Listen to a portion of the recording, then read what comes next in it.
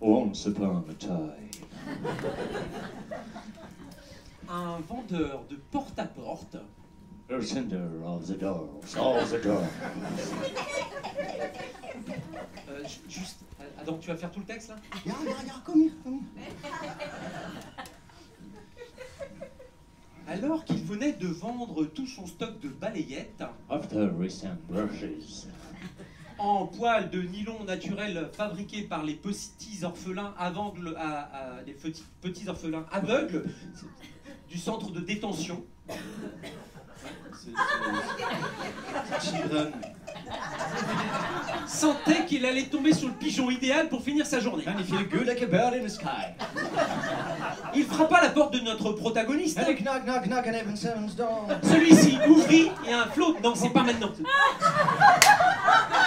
Et un flot de paroles jaillit de la bouche de notre missionnaire du Reader Digest. Reader Digest. Il prétendait Il pretend.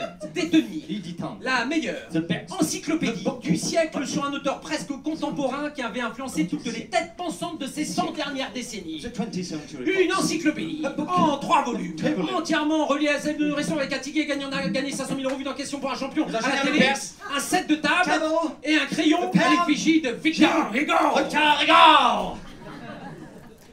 No, no, you go. Okay, sorry. Oh, Victor Hugo. Sausages. Non, non, you go.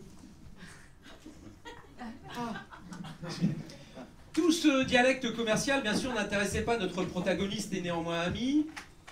Ah, c'est maintenant. Et il répondit la phrase fatidique. Cela ne m'intéresse pas. Alors, notre vendeur perspicace comprit très vite que Guy ne connaissait pas grand-chose à part Dalida et Michel Sardou. Alors, il lui fit remarquer subtilement que c'était cet auteur contemporain, Victor Hugo, qui avait écrit toutes les chansons, les chansons des 2 stars défuntes de la chanson française. Alors, Guy ne comprit pas ce qui lui arriva ce jour-là. Une goutte de sueur froide lui coula le long du dos. Il trouva une liasse de billets dans une cachette secrète. Il arracha le trésor aux mains du vendeur qui, lui, s'empressa de grimper dans sa Tesla électrique. Alors, un peu comme vous, certainement, Guy, au bout de quelques jours, très rapidement, a remarqué qu'il venait de se faire avoir. Alors, mesdames et messieurs, de rage, Guy décide d'apprendre par cœur, et je dis bien par cœur, les 3 volumes de Victor Hugo. Mesdames et messieurs, un accueil chaleureux pour les 3 volumes de Victor Hugo.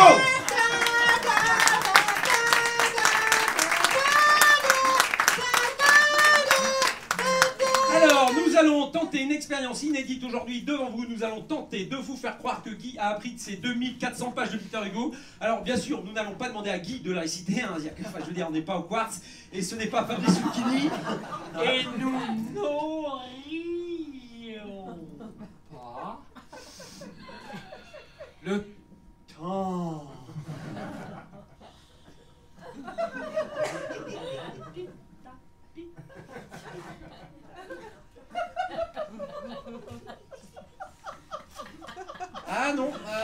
Non, nous n'aurions pas le temps. Alors nous allons utiliser un subterfuge de spectacle, mesdames et messieurs. Nous allons sélectionner quelqu'un parmi vous complètement par hasard. Voilà, tu te lèves spontanément, s'il te plaît.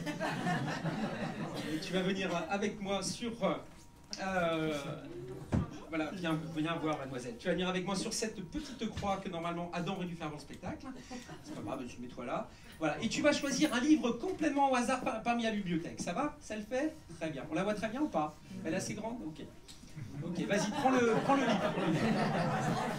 Alors, maintenant que tu as choisi le livre, tu vas te mettre sur cette deuxième petite croix ici que Adam aurait dû faire dans le spectacle. Voilà, c'est bon. Très bien. Tu vas te mettre très bien là. Tout va bien? Ouais, c'est bien. Alors, mesdames et messieurs, nous avons un moment crucial, hein, c'est un moment particulier. Comment tu t'appelles? Comment t'as dit?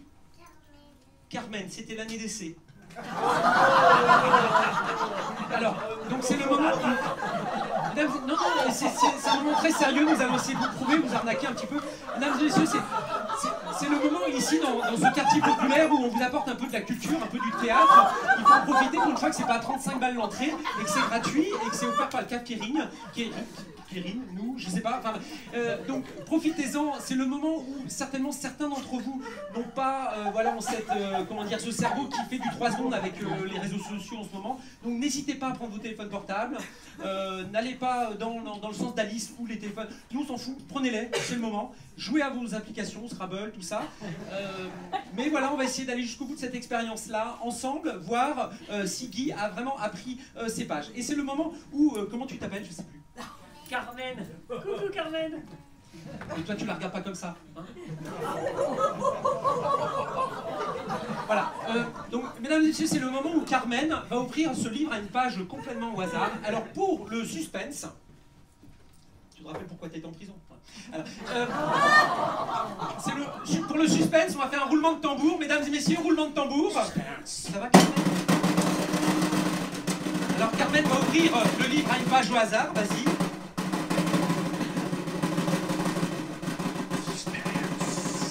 Vous avez vu, il n'y a rien de truqué, rien. J'arrive plus à lire le numéro des pages. Je vais la faire parce que j'entends pas quand tu... Je disais, je n'arrive plus à lire le numéro des pages. Mesdames et messieurs, suspense. Suspense. Je dis bien fort. Page 400. Alors, en fait, est-ce que tu peux attendre la fin du chiffre? Roulement de tambour. Suspense. Suspense. Page 460.